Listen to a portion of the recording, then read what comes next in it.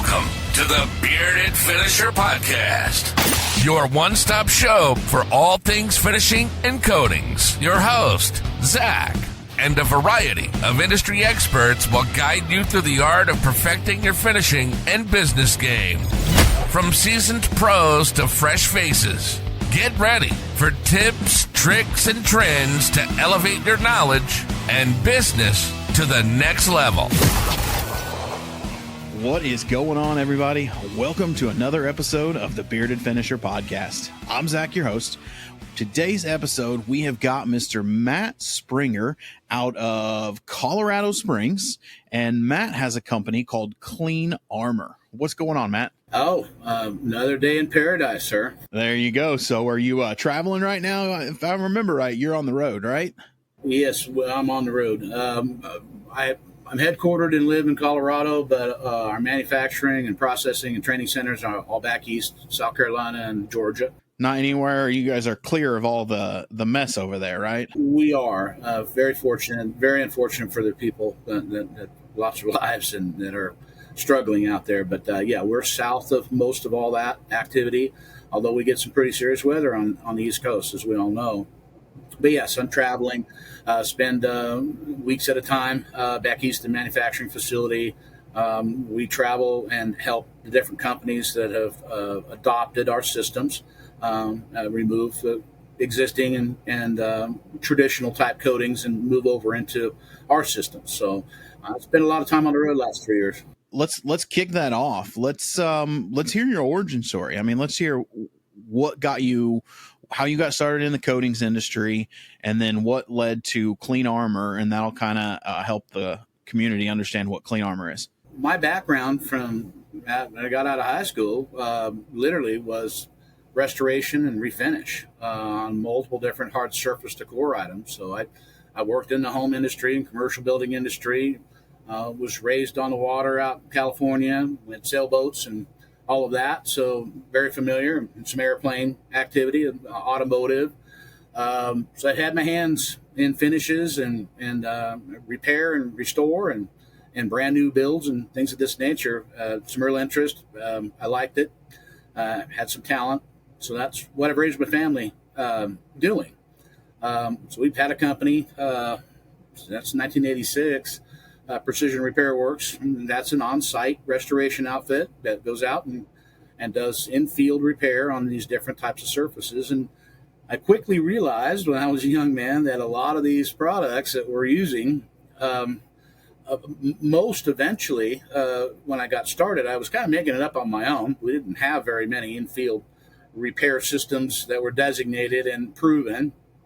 So when the manufacturers of bathware and millwork and flooring and the like, including synthetics and fiberglass, things of that nature, when they got wind that there was some interest of contractors going out and focusing and repairing their product lines in field, boy, they really jumped all over that. And now you would have today authorized service agent programs for a lot of different manufacturers that supply services on their products once they hit field. So then I really got a hold of the manufacturing technology, if you will. Then we were creative enough to go ahead and break it down and take it into field with repair application processes. And then you're really exposing the world and yourself to a lot of chemicals and a lot of hazardous things. So that's been an issue to go ahead and try to control outside of a controlled environment where these products were used and built. So had the idea early on, that started back in 94, I believe, that there had to be a stronger, cleaner, faster technology out there to replace our common coatings and building materials, resins and bondos and fillers and primers and sealers and you name it. And I never lost the idea. I never lost the drive for it. It's been many years of answered prayers and a lot of roadblocks, but throughout the years, I was able to understand the different types of chemistries that are available to us. They're not necessarily suited very well to come into a coating industry, and create those things, but we stayed after it. And in about 2014, I was able to take several different disciplines when it comes to hard part castings and polymer, plastics technology, things of this nature. And I was able, through trial and error, a lot of it, to do modifications. And it came to the point where we were able to create protective coatings and have direct replacements to the common products that we've all relied upon that either are going away today or being reformulated and not as durable or easy to process. We have a large pressure campaign, with compliance and regulatory for our environment. So it's not looking good across the board. It hasn't for a while. And so the timing of this launch really has made a lot of sense. And it's been a solution and a real pleasure and welcome to a handful of industries. So yeah, I mean, I can imagine. That's the background. And my goal was cleaner, stronger, faster, meaning if we could get to zero VOCs, no carcinogens, no neurotoxins, if we could get to performance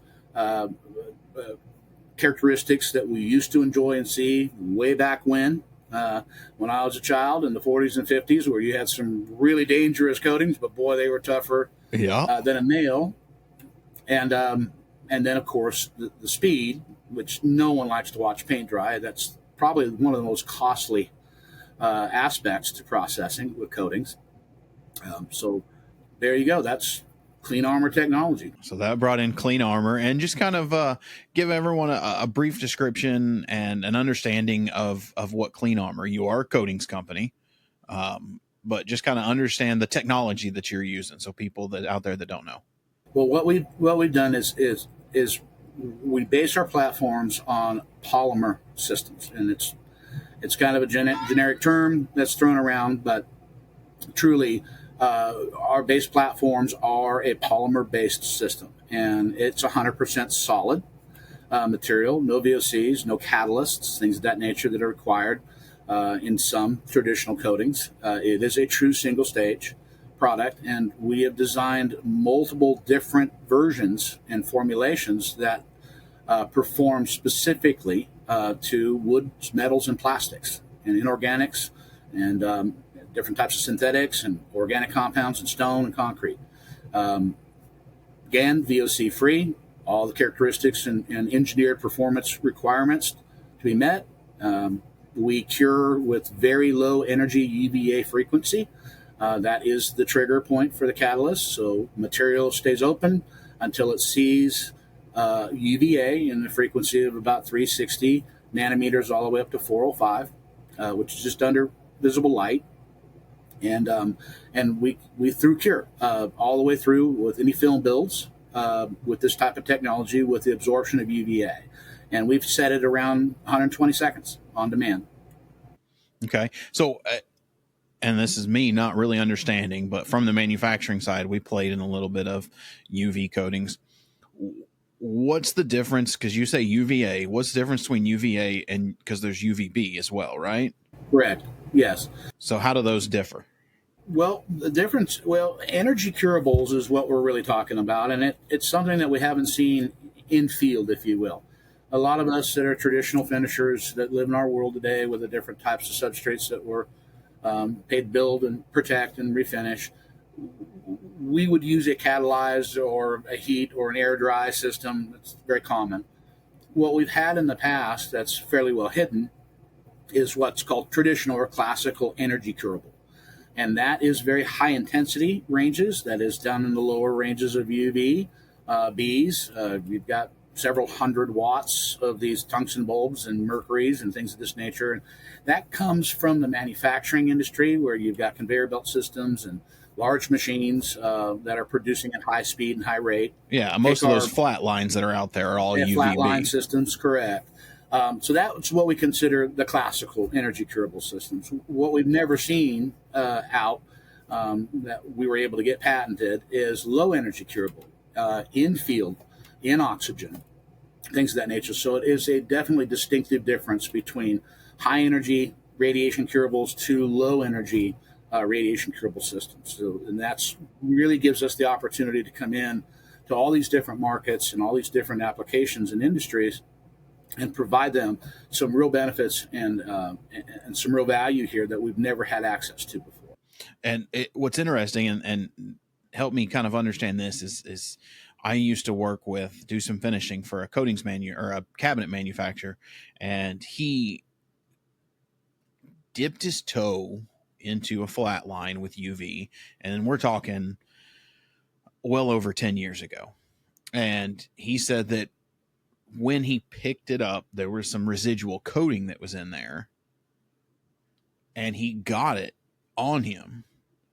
And he said, ever since then, he's not been the same. Like he said, prior to that, and he doesn't understand it, and maybe you can kind of help me understand this. He's like, prior to that, I could spray conversion varnish all day long. Now, like the smells of anything solvent just almost put him into an instant migraine. So that has turned him off of UV coatings because Correct. of the unstableness of the coating in its wet form. Right. And when I speak about energy curables, you can go ahead and take a chemistry or some components that are very toxic or very hazardous. They're used in a controlled environment. But what we're really talking about is a conversion from wet to dry. There's several ways to convert a liquid coating. You can use heat, you can use chemical reaction to cross-link, you can use air dry, or you can come on in with energy curable, so light frequency trigger. So the old classical materials out there are very highly toxic, and overexposures and things of this nature can saturate into human beings and not readily come out. It's kind of an allergic reaction. Yeah. That's very common that we've seen all through the years. Again, flat lines and those types of processing, it keeps the human being away. It's in chambers. It's segregated. Recirc because lines. It is so highly, reactive and hazardous in so many ways to, human skin and expose your eyes and saliva and things of this nature. When you take a polymer system that doesn't have those types of hazardous materials, and you can create and modify them to do that very job as a field applied coating, whether it's processing on hang lines or spray lines and things of this nature, all the way down to the DIY user in his garage. When you take a different type of chemistry and different types of components that don't come with those hazardous materials, and then create and modify them into an energy curable and low energy UVA is very safe. We are absorbing in the milliwatts. We don't even have to run a 1 watt of UVA to convert our materials. We're down into the 1 and 3 milliwatt absorption range. It's very, very minimal. That's awesome. To make our conversion. So there's your difference there. You start with a clean polymer platform and you stay clean. I like that. I mean, I think that's huge because a lot of guys in our industry have been scared of UV for the longest time because of that reason. So, and like I told you offline, I watched a bunch of videos, checking out your website, seeing the products that you guys have. It's very impressive. Let me ask you about, let's see. So there's a company out there, you've probably heard of them, and a lot of guys in the painting world talk about, what is it? Enhance. Have you heard of them? Sure. They're a franchise, and one of their big proponents is UV coatings. So is that the same technology? It's similar. It's kind of a split between high energy curing, which they're using high energy units. They're portable. They have walk behind machines for flooring. You go ahead and take your pod off the cradle. It's high energy UVB. It's very expensive. It can be very dangerous. But that has been the traditional chemistries that have been available. I believe the UV system that they're employing, last time I checked, was a European system that is brought over here, if I'm not mistaken. And it's a energy curable, but it still plays in the category of solvent-based chemistries to create the formulations. Yes. It does use a high-energy reacting system to fully dry and fully convert it. I believe their system actually air dries for a handful of hours prior to finishing off with a high-intensity light. So similar. Yeah. It's field applied, and that's kind of the the commonality there. But what we've done is we've taken true low energy technology in a clean polymer system and been able to duplicate and replicate the performance criteria and things that are needed for those types of different substrates. So it's segregated system, and we were awarded patents. Yeah, you've got patents. So it's a technology that you and your team have developed. And to my understanding, we have an incredible amount of UV protection for exterior use. Yes, correct. One of the neat attributes and characteristics of this type of polymer system, it absorbs UV to cross-link and convert from wet to dry. But once it's done absorbing, it actually deflects UVA. So it's a fantastic platform immediately for outdoor weather exposure. I put on a pair of sunglasses, so we don't have to add UV blockers and UV protectant chemicals that we see advertised in a lot of outdoor coatings out there where they're trying to make them live. And what really is the crux of that is most all of our protective coatings are permeable. They breathe. Okay, Yes, they've got solvents Yeah. that have to, and some evaporate and hap off and gas off fairly readily. Others don't. Others keep tail solvents that are trapped, and over the shelf life of the coating system, they will finally get more brittle and dry, and then finally fail on you. Our system is non-permeable completely. I think the highest water absorption rate that I can measure in a laboratory setting with those tools and equipment is 0.10 of water absorption. So it's considered to be non-permeable. With no solvents in the first place or no catalyst agents, what you apply is what you capture. And you literally have a system that will defend against water, UV, and salt and oxygen, which those mediums together create kind of an oxidative stressor that attacks permeable coating systems. They jump on top and they start tearing things down. That's why we see the fading and the oxidation and the crack and the peel. So you guys have you guys done, I mean, I'm assuming I see on your website that you've done the FAR testing for aircraft. Yes. I would imagine that the salt fog test has got to be insane. It is insane. As a matter of fact, I think we shut the machine off at 400 hours and they just gave up. They did.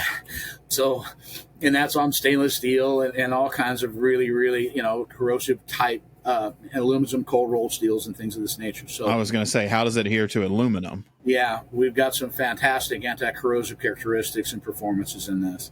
Definitely, our water soak saturation for the marine industry.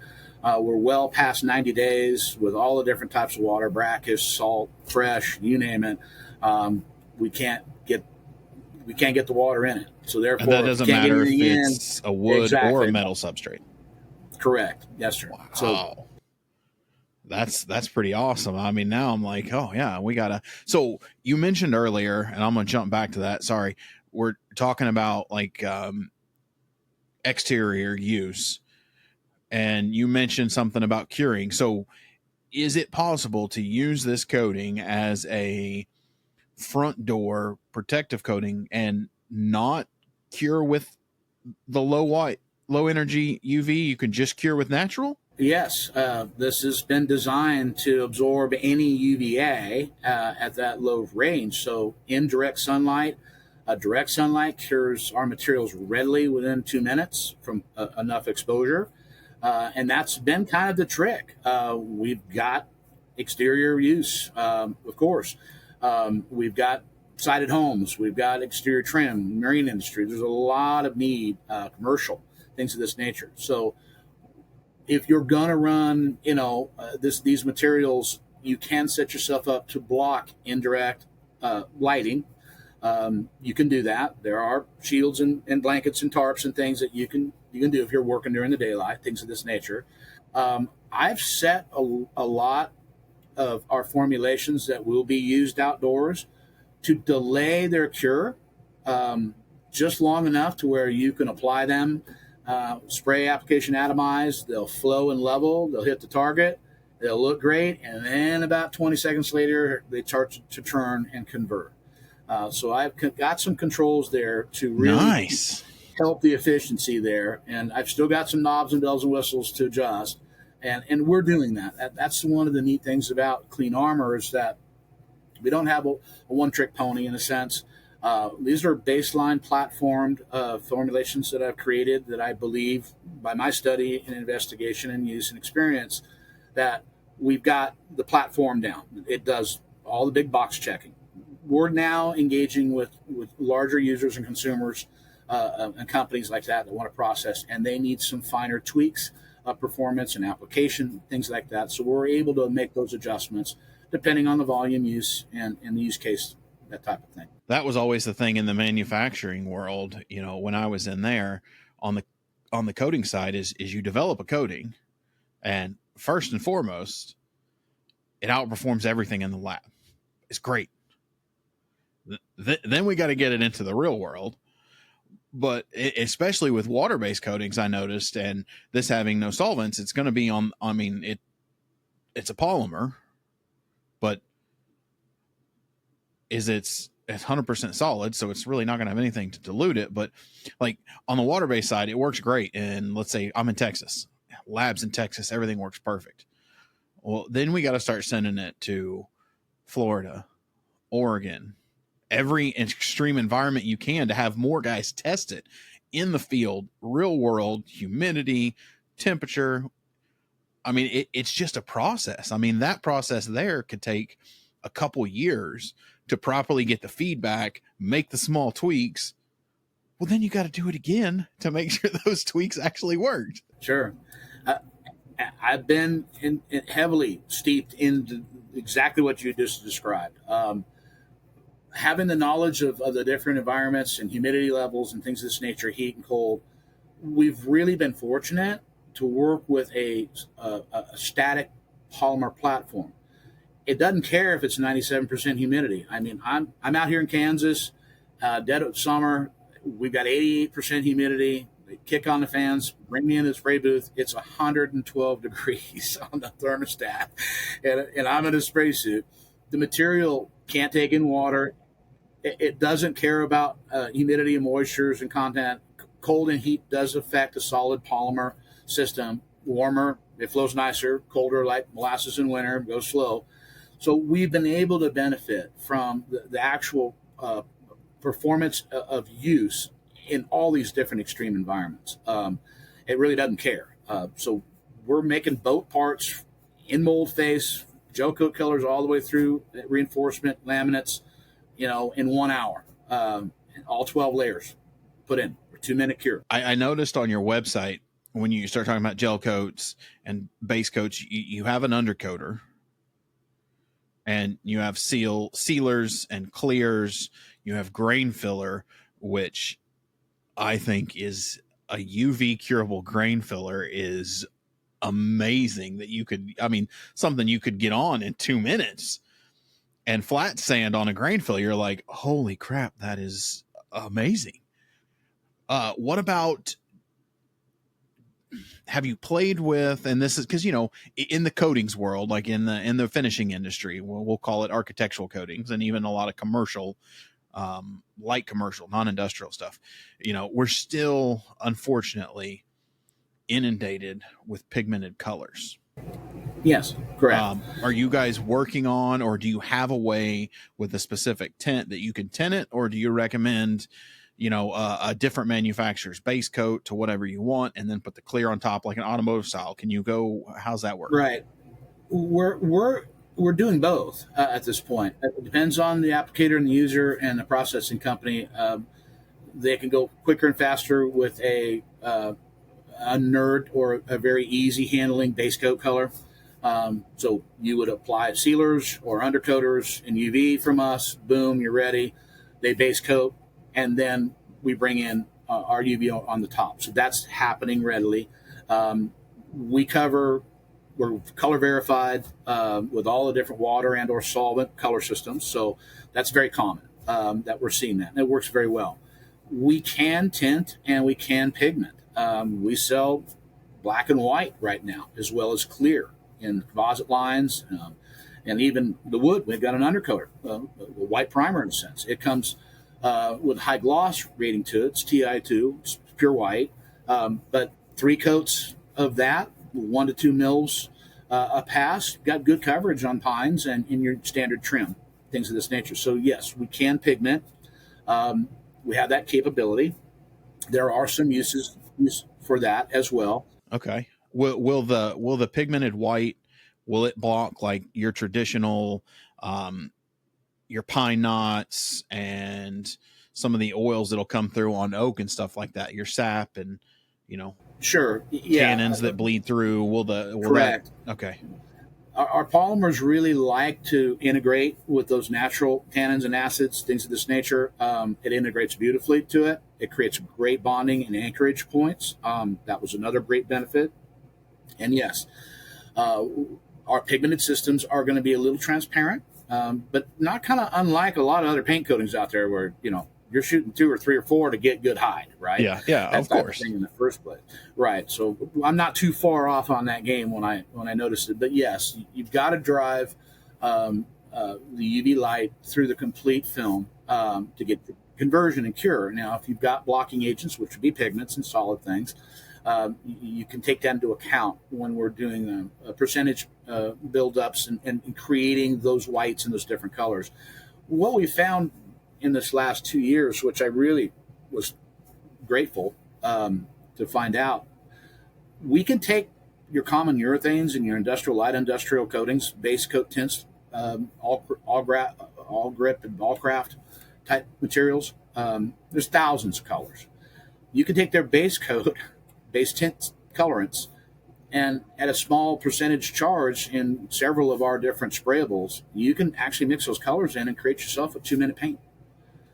A lot of those urethanes don't cure for 7 days. I mean, yeah, your sand and recoat is decent, but yeah, your full cure on polyurethanes is, 5 to 7 days. I mean, that's just, it is what it is. I mean, that's polyurethanes. It is what it is.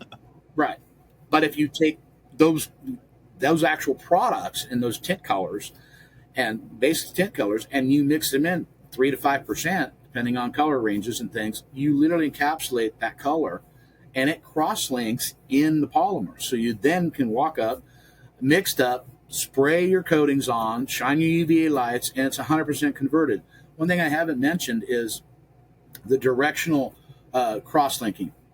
This system is set up to cure from the bottom of the film to the top, not the other way around.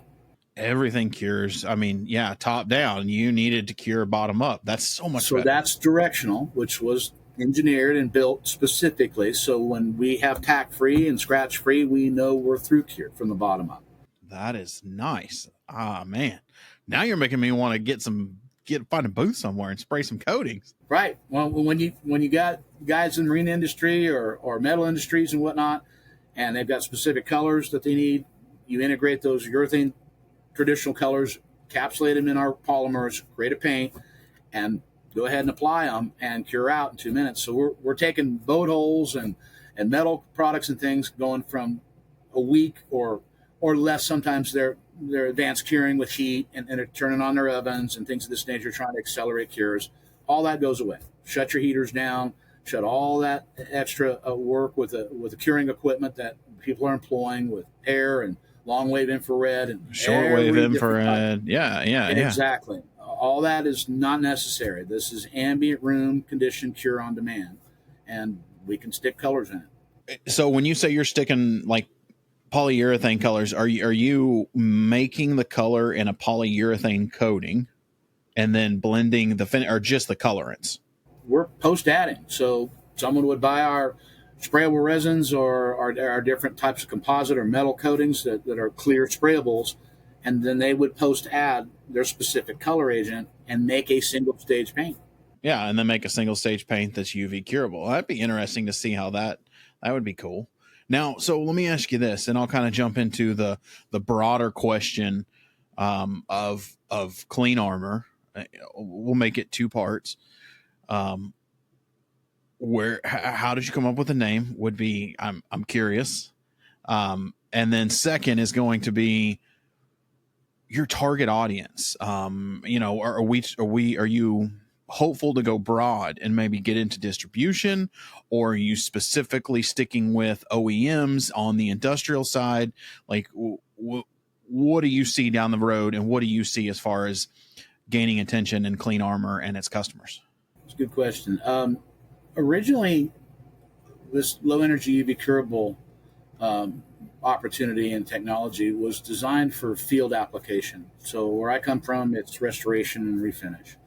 I wanted very much something to head in that direction. So that would give us the value and give me the value in the world that I worked in. Once we created this and really started to get our arms around this and it started functioning the way we needed it to, this was an automatic transition over to production uses and full finish. Okay.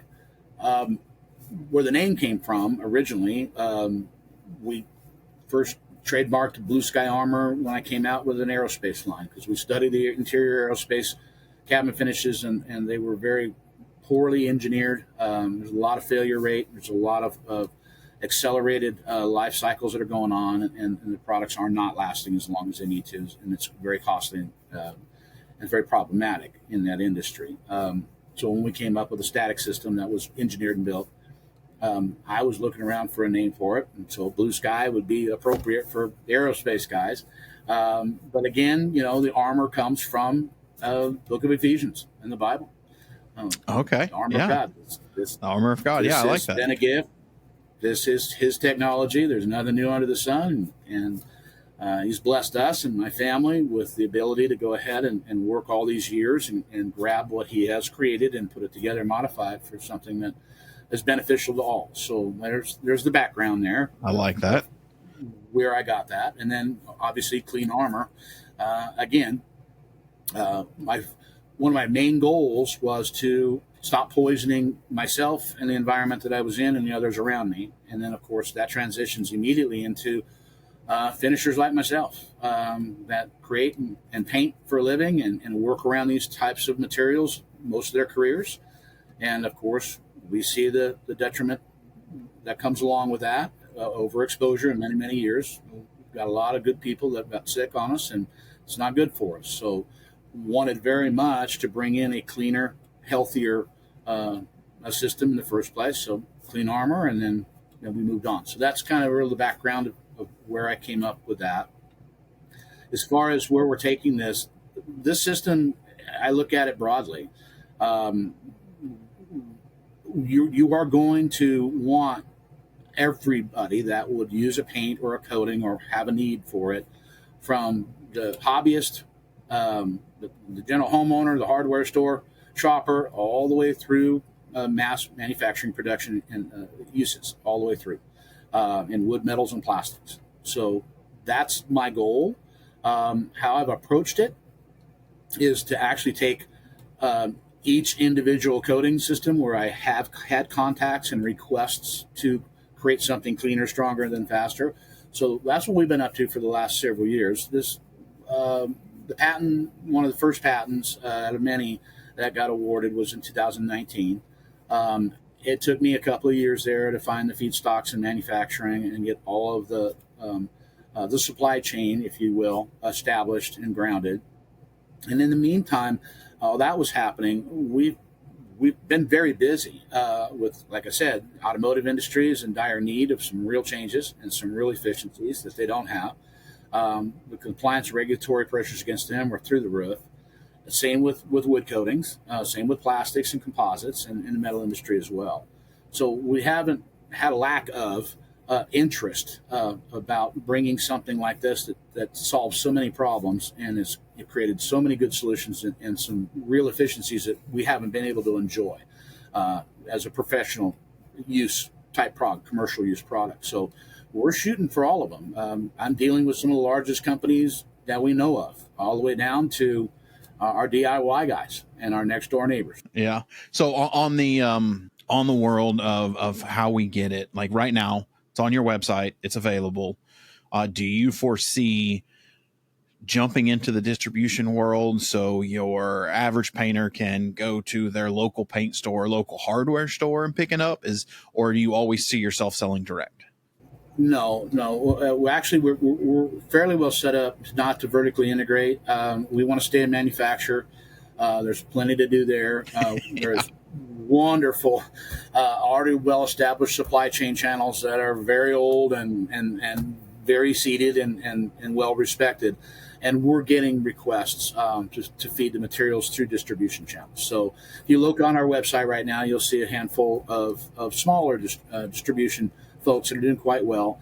And we're entertaining, which takes quite a bit of time, almost as long as it does to create formulations, to get the larger channels in place to receive our product lines. And you'll most likely see our very chemistry out there with white label or private label brands. Okay. That was I was going to ask you about that. If you guys are going to maybe somebody who wants to do a private label. Cause I get distributors listening to the show and they'll email me and ask me, hey, you had this guy on. Well, I need his information. I'm like, all right. But, so I need a pen and a pad to write stuff down because I forget, but at least my brain's halfway decent.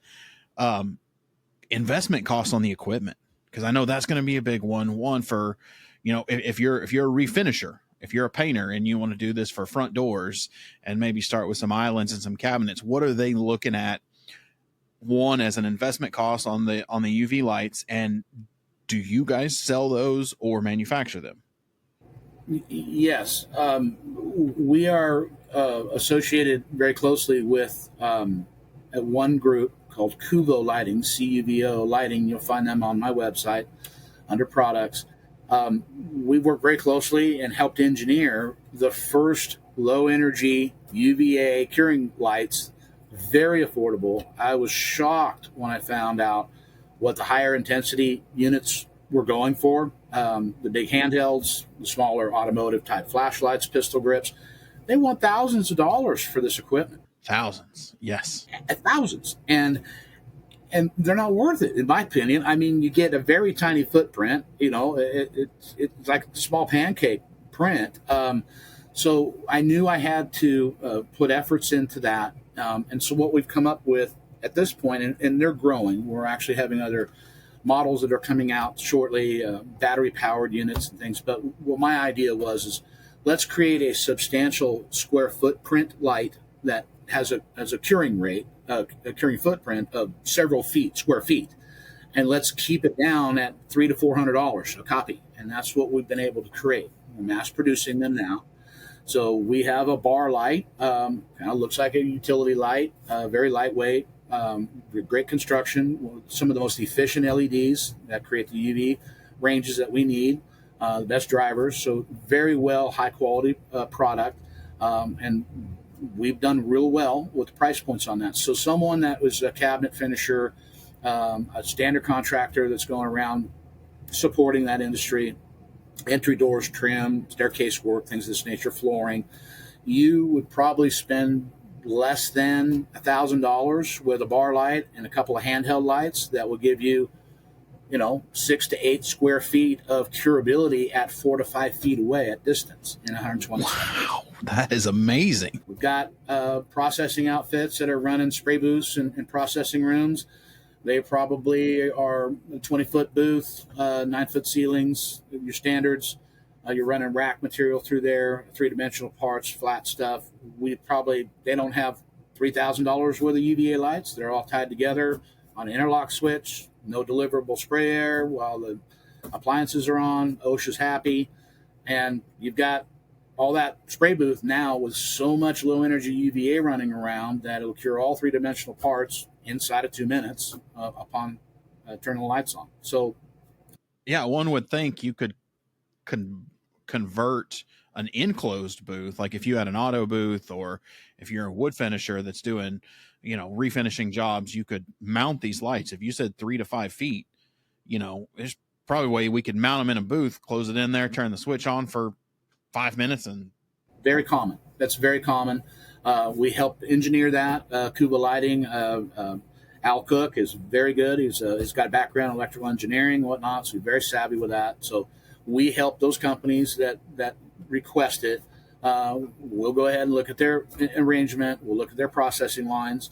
We're converting high-intensity conveyor belt right now with low-energy lights literally hanging them where they belong, and we're seeing 80, 90 feet per minute processing for that type of thing. So, oh yeah, not a problem. And the more UVA that you expose to my system, we can get it down to 1 or 2 second complete cures, flash cures. So we can simulate conveyor production just like the classical processing works, all the way out to several feet away, very safe. Put the applicator in between the curing lights and the work, just traditional. And no other different types of equipment. All atomized product lines, your AAA guns, all our standard application tools and depositing tools. This is designed to drop right into place.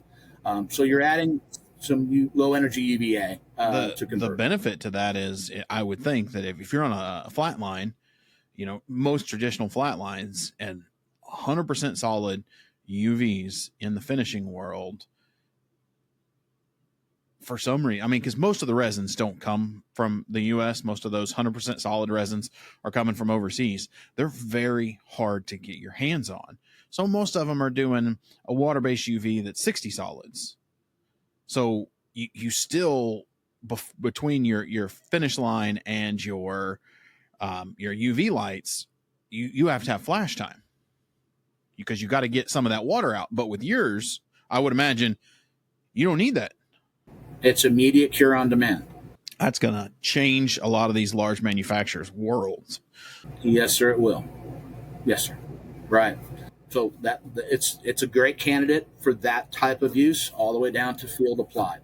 So we have the broad range of where we want to take it. So we're taking interested parties right now. It's being discovered. It's being introduced.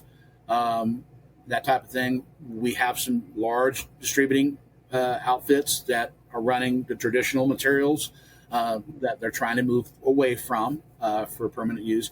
This brings back jobs to California. There's a lot of things you can't do there anymore in several other states with regulatory compliance. We have metal coatings is one of those worlds that, I still call it the Old West. Sure. Because metal coatings are still largely exempt from a lot of the VOC rules, but right, they're slowly getting back to that world. I know California still had a decent amount of the shop coat primers that were exempt, that you could be in the 550 range. But I think was it Minnesota or Michigan that just implemented the California laws, but they're being a lot more, we'll call it, hardcore on the metal coatings, because they're saying 275 on your shop coats, and you're like, every metal coatings manufacturer out there is going, crap, let's just go to water. And I'm speaking to several of them now, and they're hearing about this technology that's available. So we're heading in that direction. But yes, we eliminate all of that. We come with zero VOCs, and we also have an EDS. A lot of people aren't familiar with that, but that's an environmental data sheet. It's an ASTM test. It was actually derived back in 2011 because they thought, universities would and EPA thought someday we would have an energy curable field applied thin protective coating that we need to be able to measure. So they came up with an emissions control test, ASTM, and they revised it in 2018. I'm not sure. I can't find any history about other companies that have employed that or had a need to with that type of technology. It just really didn't exist. But we got it, and we run it, and we have zero emission coming off. So yeah, I remember doing that on my manufacturing side. It was still pretty new. Not a lot of guys were, and no one was doing it with solvent base. Guys will do it with a water base, your water base DTM primers, but no one wants to touch that with a solvent. No, they sure don't. Those chain stop alkyds, they're like, nope, I'm not putting that over there. Well, there's two parts of that test. You weigh out your liquid and take a weight, and cure it, energy curable, and take a weight. And then you go bake cycle it. They really want to anneal it and see what comes off of it. And I think we lost 0.00073, and that was water vapor. So we have zero emission release, which is a game changer. I think about some of these large large OEMs that are out there. I mean, multinational OEMs that are metal. I mean, that all have, your afterburners, to burn off the VOCs of your chain stop alkyds. I mean, that could save them. I mean, in the long term, I mean, hundreds of millions. I mean, not running that stuff energy wise. And I mean, the product is going to change, but I think it would offset it. I mean, because you're still seeing, I'm still seeing chain stop alkyds being sold out there in that world for $15 a gallon in drums, What we're seeing for efficiencies, because we've got a full front and back page of value propositions for this type of chemistry that fits into these processing companies. We're seeing on average about 72% efficiency gains. When you are dropping a lot of overhead costs, all your hazardous waste management and metering and monitoring, shutting down all of your curing cycles, all the overhead and power consumption. I just got a report of an efficiency report out of a shop that does cabinetry, refinishing, a high-end aerospace industry. Just in their finish shop alone, after 90 days of adoption, full efficient, 100% efficient with their system, they kicked me out of a report. They were saving $18,000 a month just in electric bill, just in that department. Oh my God! Right, and just in electric. Just in electric. It was $18,000 a month just for that section of the building, right? And they were thrilled with it. They dropped in labor hours for certain size projects.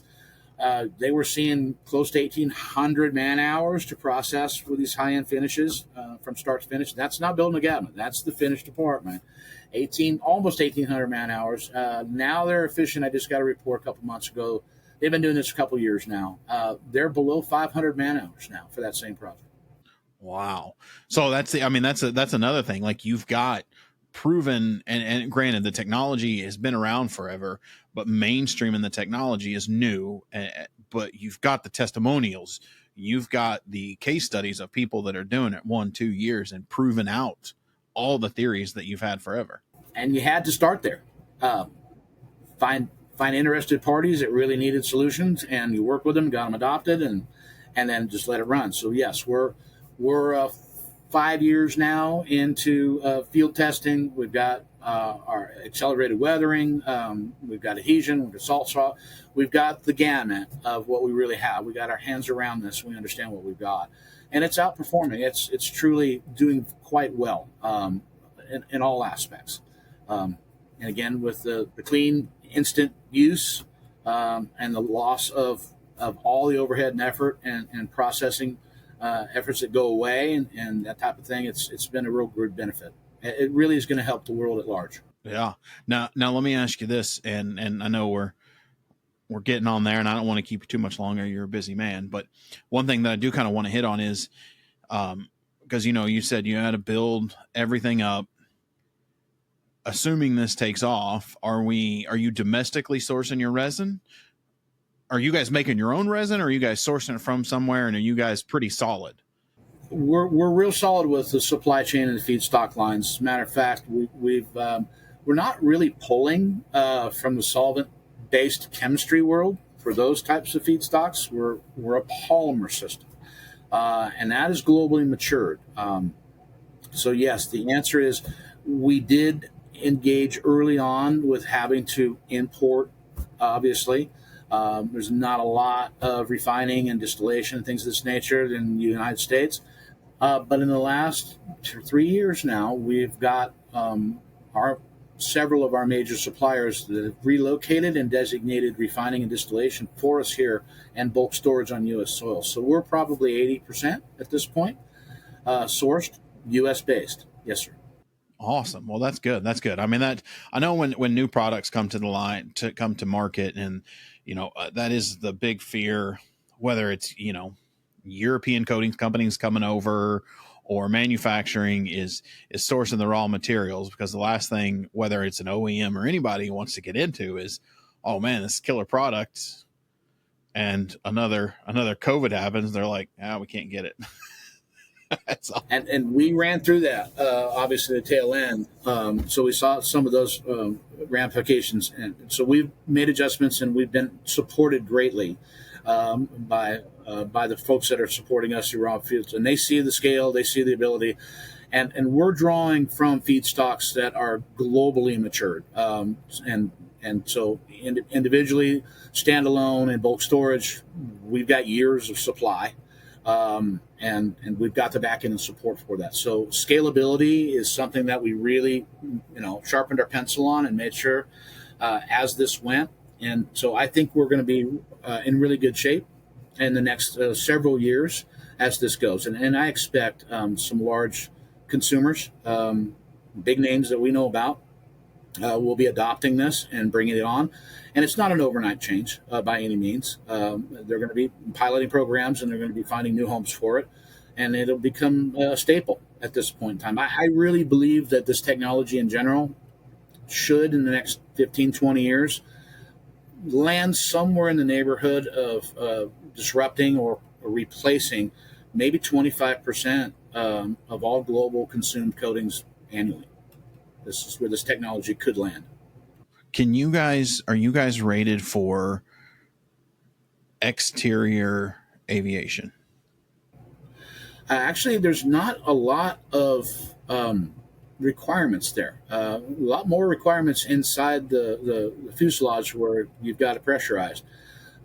So yes, I believe right now with my exterior performance for outdoor on metals and different types of synthetics and primers and systems, we have a great candidate.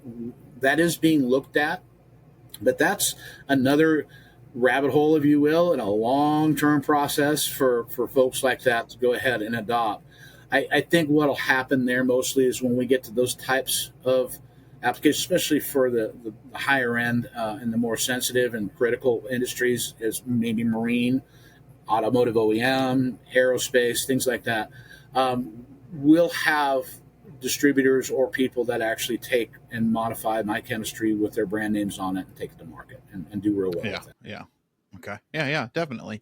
Well, I don't want to keep you, like I said, couple things. I always like to hit on some entrepreneur stuff. I mean, you've been going at this a user for a while. Now you're in the manufacturing side. How about a piece of advice to guys out there looking to start their own business, whether it's in finishing, whether it's in manufacturing? I mean, you did this almost right in the middle of probably one of the worst times as far as supply goes.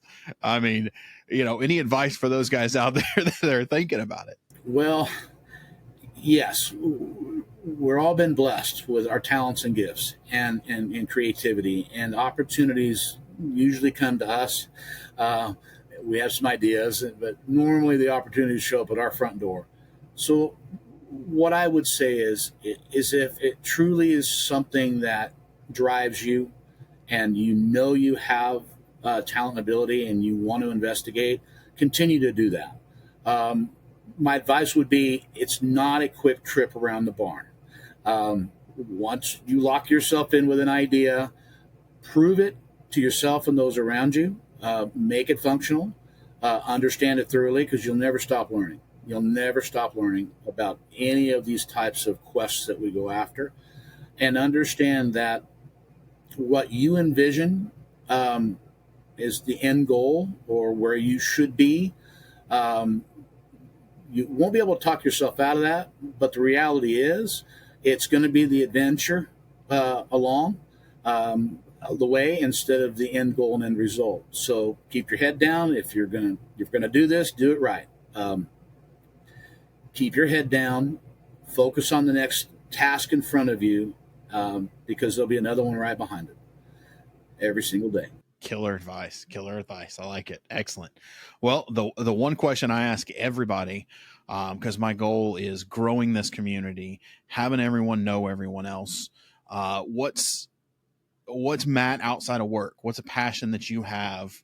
I know this probably consumes a large portion of your time, but give us a passion or a hobby or an interest outside of clean armor.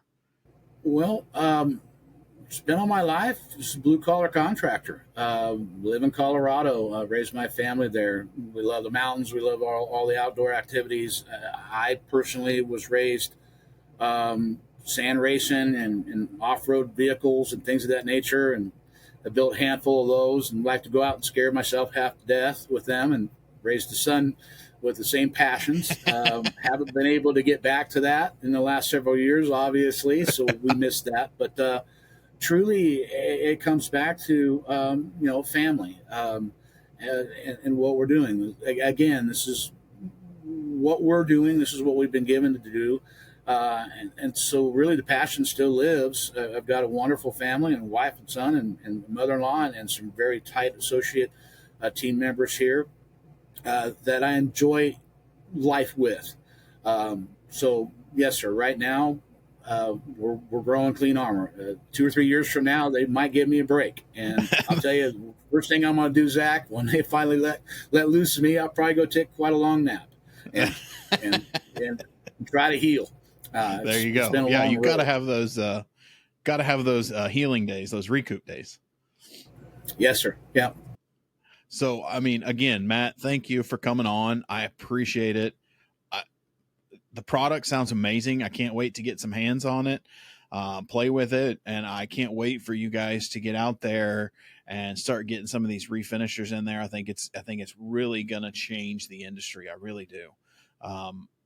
Real quick, shoot out your socials, your Instagram, and if you have LinkedIn, so we can get some followers out there and people can check it out. Sure, we can do that. I'm a little short on LinkedIn because I'm not around a computer a whole lot, that type of thing. But we have a YouTube channel. Our cleanarmortechnology.com website will lead you to the Facebooks and the Instagram and things of that nature, and you'll find a lot about us there. So other than that, there's a direct phone number, believe it or not. I do answer the calls for customer care and technical advice, which seems to be a shocker to this world, as many have adopted and are starting to look at this, and they can't believe they're talking to me. And they hear from me at 10, 11 o'clock at night because you're still on the list to call. So. Yeah, we'll make sure we get the links to as much of that as we can down there in the notes so you guys can go check it out. We'll have the links to his social and his website. But again, thank you for coming on. Hopefully I can get you on another episode real soon, and we'll circle back and see how things are going. Sounds great. Zach, thank you for inviting me on. I love your podcast here. It is so informational, and it feels very comfortable and very at home. And I'm just glad you're out there. Well, excellent. That's what I wanted. Thank you. Make sure you guys are following me. Catch out this episode and many more coming out every Monday, and we will see you next time. And that's a wrap on this episode of the Bearded Finisher Podcast. We thank everyone for joining. Keep hustling, keep learning, and never settle for anything less than your best. Remember, the path to perfection is a journey, not a destination. Until next time.